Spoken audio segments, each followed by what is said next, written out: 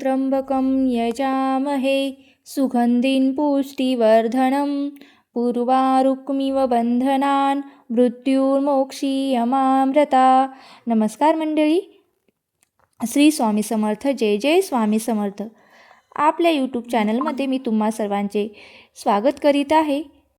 बघा, यावर्षी 15 फेब्रुवारी 2026 वार रविवार या दिवशी आलेली आहे, ती म्हणजे महाशिवरात्री।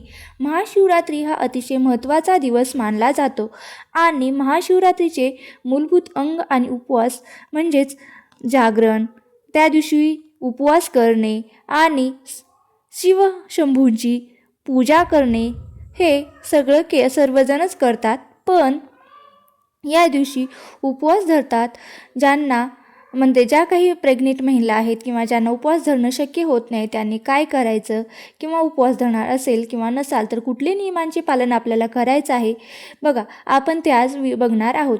तर चला तर मग वेळ न घालवता आपण व्हिडिओला सुरुवात करू। सगळ्यात आधी महाशिवरात्रीचा सगळ्यात महत्त्वाचा जो काळ आहे तो म्हणजे महाशिवरात्री 15 तारखेची जी उत्तरात्र असते तो दिवस म्हणजे तो काळ अतिशय महत्त्वाचा असतो। कारण महाशिवरात्री या दिवशी रात्रीचं जागरण करणं आणि भगवान शंकराची सेवा करणं हे सगळ्यात महत्त्वाचं मानलं जातं। उपवास कधी करायचा असतो, अर्थात 15 तारखेला उपवास असणार आहे खरं आहे, तर 14 तारखेला संध्याकाळनंतर आपण फक्त पाणी ग्रहण करू शकता। थोडक्यात काय तर 14 तारखेला लवकर जेवण करायचं, अगदी म्हणजे 11:30 ते 12ला जेवण करायचं, तो उपवास धरला जात नाही। 14 तारखेची रात्र म्हणजे 14 तारखेच्या कमीत कमी 6-6.5 तास पर्यंत जेवण करून घ्यायचं, नंतर आपल्याला उपवास सुरू होतो। खरं तर हा नियम असतो, बरेच लोक काय करतात, रात्री 11:30-12पर्यंत खात बसतात कारण दुसऱ्या दिवशी उपवास असतो। असा उपवास घडत नाही। बघा, महाशिवरात्रीचा जो काही नियम आहे तो हाच आहे की 14 तारखेला रात्री लवकरात लवकर जेवण करून घ्यावं। वास्तविक ते आपल्या आरोग्यासाठी खरंच महत्त्वाचं असतं, पण लवकरात लवकर जेवण करून घ्यावं आणि नंतर मग तुमच्या उपवासाला सुरुवात होते। म्हणजेच 7-7:30ला तुम्हाला जेवण करून घ्यायचं आहे, नंतर तुम्हाला उपवासाला सुरुवात होते। मग तुम्ही दूध वगैरे घेऊ शकतात, फळ वगैरे घेऊ शकतात, पाणी वगैरे तुम्ही घेऊ शकता। दुसरा दिवस संपूर्ण उपवास करायचा असतो। ज्या पद्धतीने आपण एकादशीचं व्रत करत असतो, अगदी त्याच पद्धतीने आपल्याला महाशिवरात्रीचं सुद्धा व्रत करायचं आहे। बघा, दुसऱ्या दिवशी आपण म्हणजेच 15 तारखेच्या दिवसभर उपवास करावा। आता उपवासाचे पण नियम आहेत, प्रत्येकाच्या श्रद्धेनुसार लोक उपवास करत असतात, पण तुमचं शरीर खूप महत्त्वाचं आहे। जर काही महिला प्रेग्नेंट असतील तर तुम्हाला खाण्याचे नियम असतील किंवा काही नियम असेल तर तुम्ही उपवास 1 वर्ष स्किप केला तरीही चालेल, कारण आता तुमच्या पोटात बाळ आहे आणि त्याचं पालन करणं हा तुमचा धर्म आहे आणि सगळ्यात महत्त्वाचा आहे। दुसऱ्या कामांपेक्षा, दुसऱ्या व्रतांपेक्षा म्हणून स्वतःची काळजी घेणं खूप महत्त्वाचं आहे। बघा, महिलांना भगवान शिवशंकरांची उपासना करू शकतात। सगळ्यात महत्त्वाचं येतं की गर्भवती आहेत तर त्या शिवमंदिरात जाऊ शकतात का, किंवा घरात शिवशंकराची उपासना करू शकतात का। तर बघा, 7व्या महिन्यानंतर तुम्ही भगवान शंकराच्या मंदिरात जाऊ शकत नाहीत, कारण मंदिरात भगवान शंकराबरोबर नागसुद्धा असतो आणि त्या नागाची दृष्टी आपल्या गर्भावर पडते तेव्हा कालसर्पदोष लागतो असं म्हटलं जातं। म्हणून याच कारणामुळे भगवान शंकराच्या मंदिरात 7व्या महिन्यानंतर तुम्ही जाऊ शकत नाहीत। पण तुम्ही तुमच्या घरात किंवा प्रत्येकाच्या घरात शिवपिंडी असते, पण ज्याच्या घरात शिवलिंग नाही असे या दिवशी मातीचं शिवलिंग तयार करावं आणि त्याची तुम्ही सेवा करू शकता, पूजा अर्चा करू शकता। शेवटी श्रद्धा खूप महत्त्वाची आहे। हा पहिला नियम हा होता। आता ज्यांना उपवास धरणं शक्य होत नाही त्यांनी सात्विक भोजन घेऊन तुम्ही भगवान शंकराची उपासना सुद्धा करू शकता।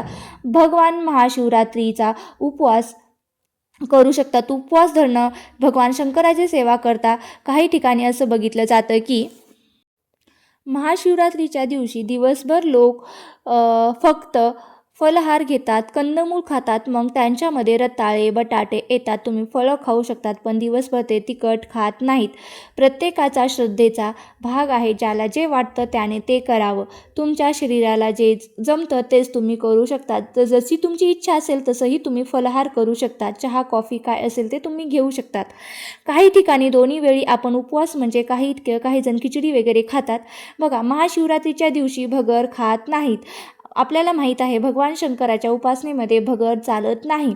म्हणूनच ज्याला आपण भगर उपवासाला खाल्ला जात नाही, मसाला खाल्ला जात नाही, तर भगर खात नाहीत, हा एक नियम आहे ज्याचं पालन करायचं आहे. उपवास करताना शरीर शुद्ध असण्यापेक्षा मनही शुद्ध असणं तितकंच महत्त्वाचं आहे. या दिवशी निंदा नालस्ती करायची नाही, कोणाबद्दलही वाईट बोलायचं नाही, कुणाबद्दलही अपशब्द उच्चारायचा नाही, जेणेकरून आपल्याला त्या सेवेचं फळ जास्त करून मिळेल. त्याचबरोबर या दिवशी एखाद्याला उपवास नसेल किंवा आपणही कोणाशी डोकं लावायचं नाही, वादविवाद कटकट भांडण होणार नाहीत. 7 दिवस सेवेमध्ये घालावा, चांगले कर्म करण्यात घालावा, दान धर्म करण्यात घालावा, सेवा करण्यात घालवावा. या दिवशी कडकडीत ब्रह्मचर्याचे पालन करायचं आहे, कुठल्याही ब्रह्मचर्याचे उल्लंघन होणार नाही याची काळजी आपल्याला घ्यायची आहे. तसेच या दिवशी मांसाहार, मद्यपान, धूम्रपान हे सुद्धा करायचं नाही. बघा, जेणेकरून ते आपल्या घरात त्या घटना घडतील याची काळजी घ्यायची. बघा, आपण तसेच या दिवशी काय करायचं आहे की भगवान शंकराचं जेव्हा आपण पूजा करत असतो तेव्हा पूजा आणि रुद्र अभिषेक अतिशय महत्त्वाचा असतो. सेवा आणि भगवान शंकराची खूप प्रभावी सेवा म्हणजे रुद्र अभिषेक कसा करावा. बघा, मी तुम्हाला सांगते की यावेळी म्हणजे महाशिवरात्रीला आपण 4 प्रहरी पूजा करत असतो, याला आपण याम पूजा असं म्हणतात. हे 4 प्रहर, आता ही 4 प्रहरी पूजेचा शुभमुहूर्त काय आहे, कधी करायचा आहे, 4 प्रहरी पूजा कधी करू शकता, कुठल्या प्रहराला भगवान शंकराच्या शिवपिंडीवर कुठला अभिषेक आपल्याला करायचा आहे.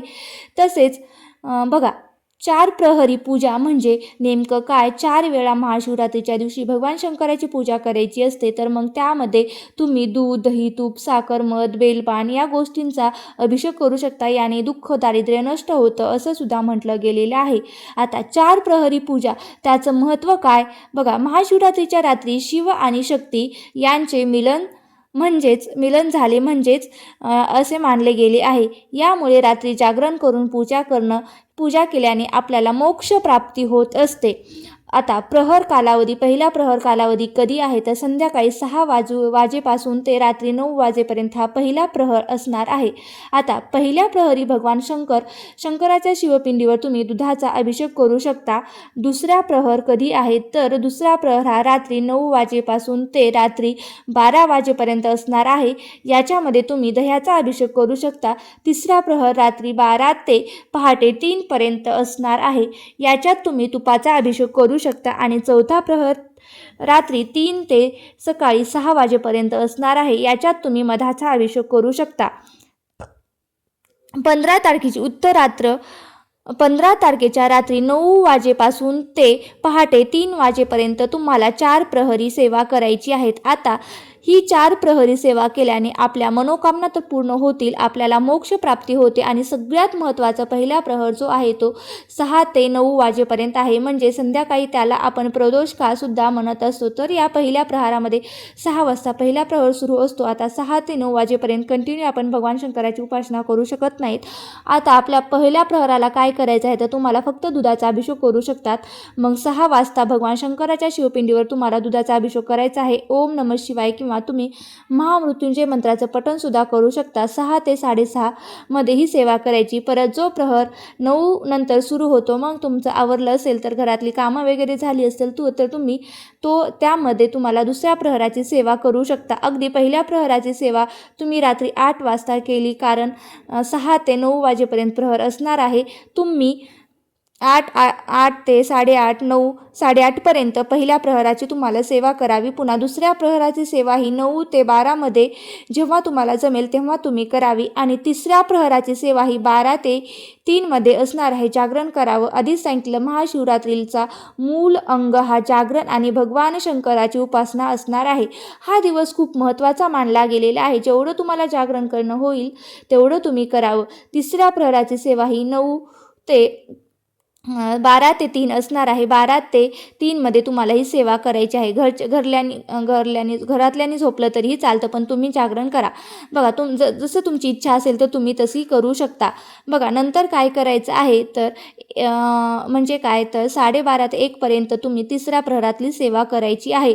12:30 मध्ये तुम्ही नंतर उठून सुद्धा सेवा केलं तरीही चालतं, त्यात हे चुकीचं आहे. जर तुम्हाला असं करायचं असेल तर तुम्हाला परत अंघोळ करावी लागेल, म्हणजे तुम्ही झोपून सेवा करू शकत नाही, त्यासाठी तुम्हाला परत अंघोळ करावी लागते. म्हणून महाशिवरात्रीच्या दिवशी जागरणाला महत्त्व आहे. 4 प्रहरी सेवा केल्याने मनोकामना पूर्ण होतात आणि अर्थातच शिव आणि शक्तीचं मिलन होतं. म्हणून हा दिवस खूप महत्त्वाचा आहे आणि शिवतत्व हे 100 पटीने जास्त जागृत हे पृथ्वी तलावर असतात. महाशिवरात्रीच्या दिवशी आपलंही चांगलं व्हावं, आपल्याही हातून काहीतरी सेवा घडावी म्हणून जास्तीत जास्त सेवा करण्याचा प्रयत्न करा, जागरण करण्याचा प्रयत्न करा. ज्यांना जागरण करणं शक्य असेल त्यांनी जागरण करण्याचा प्रयत्न करा. ज्यांना झेपत नाही त्यांनीच करून नाही केलं तरीही चालेल. 2 प्रहरी सेवा केली तरीही चालेल. याचा अर्थ असा नाही की 15 तारखेला दिवसभर तुम्ही सेवा नाही करायची. तुम्ही रुद्राभिषेक कधीही करू शकता. 15 तारखेला भगवान शंकराच्या शिवपिंडीवर 1 लोटा जल अर्पण केलं तरीसुद्धा आपली मनोकामना पूर्ण करतात. जर 4 प्रहरी सेवा तुमच्याकडनं झाली तर नक्कीच तुमच्याही मनातल्या सर्व इच्छा पूर्ण होतील. या 4 प्रहरी सेवेमध्ये नाही तुम्हाला जमलं तर 3ऱ्या प्रहराची सेवा तुम्ही करण्याचा प्रयत्न करा, जेणेकरून चांगले अनुभव तुम्हाला बघायला मिळतील आणि भगवान शंकर हे भक्तांच्या एका हाकेला सुद्धा धावून जात असतात. आपल्याला पण माहिती आहे की महाराज सुद्धा भगवान शंकराची सेवा करायचे, म्हणून ते नेहमी शिवहर शंकर नमामि शंकर शिवशंकर शंभो, हे गिरिजापती भवानी शंकर शिवशंकर शंभो याच मंत्राचा नेहमी ते जप करत असतात. जन्म देण्याचं काम हे ब्रह्मदेवाने केलं आहे. आपलं पालन करण्याचं काम हे भगवान विष्णूच्या हातात आहे आणि आपला मोक्ष देण्याचं काम हे भगवान शंकराच्या हातात आहे. म्हणूनच जास्तीत जास्त सेवा करण्याचा प्रयत्न करा आणि दिवसभर पूजा करू शकता. 4 प्रहरीसुद्धा सेवा करू शकता. या सेवेमध्ये तुम्ही प्रत्येक वेळेस ज्याच्या घरात एखादी वस्तू उपलब्ध नसेल तर तुम्ही अगदी साध्या पाण्याचा सुद्धा, दुधाचा सुद्धा किंवा दह्याचा सुद्धा अभिषेक केला किंवा बेलपान अर्पण केलं तरीही चालतं आणि ओम नमः शिवाय, ओम नमः शिवाय या मंत्राचा जप केला तरीही खूप चांगला आहे. आपण म्हणतो की मला रुद्राभिषेक करायचा आहे, पण अर्थात तो महाशिवरात्रीच्या दिवशी आपल्या घरात झालाच पाहिजे.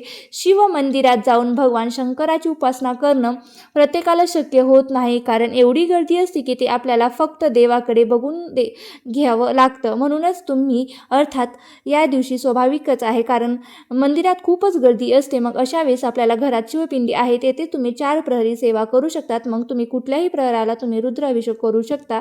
पहिल्या प्रहराला करा, 2ऱ्या प्रहराला करा किंवा जमलं तर तुम्ही 3ऱ्या किंवा 4थ्याही प्रहराला केलं तरीही चालेल. या सेवेमध्ये तुम्हाला रुद्राभिषेक करणं शक्य नसेल तर तुम्ही आधीही रुद्राभिषेक करू शकता. 4 प्रहरी सेवेमध्ये तुम्ही फक्त दुधाचा आणि पाण्याचा, मधाचा आणि दह्याचा अभिषेक करूचा आहे आणि बेलपत्र सुद्धा अर्पण करू शकता. भगवान शंकराची उपासना करू शकता. प्रत्येकाने जास्तीत जास्त सेवा करून महाशिवरात्रीचं व्रत करण्याचा प्रयत्न करा, उपवास करा. तुम्हाला शक्य होत असेल तर करा, नाही जमेल नसेल तर तुम्ही करू शकत नाहीत.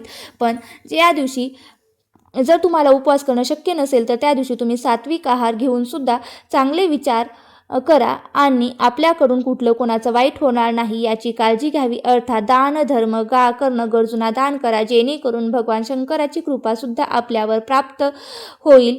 तर आजच्या व्हिडिओमध्ये मी एवढंच सांगते. जर तुम्हाला हा व्हिडिओ जर आवडला असेल तर नक्की लाईक करा, शेअर करा आणि चॅनलवरती जर नवीन असाल तर चॅनलला सबस्क्राईब करायला विसरू नका. श्री स्वामी समर्थ. जय जय स्वामी समर्थ.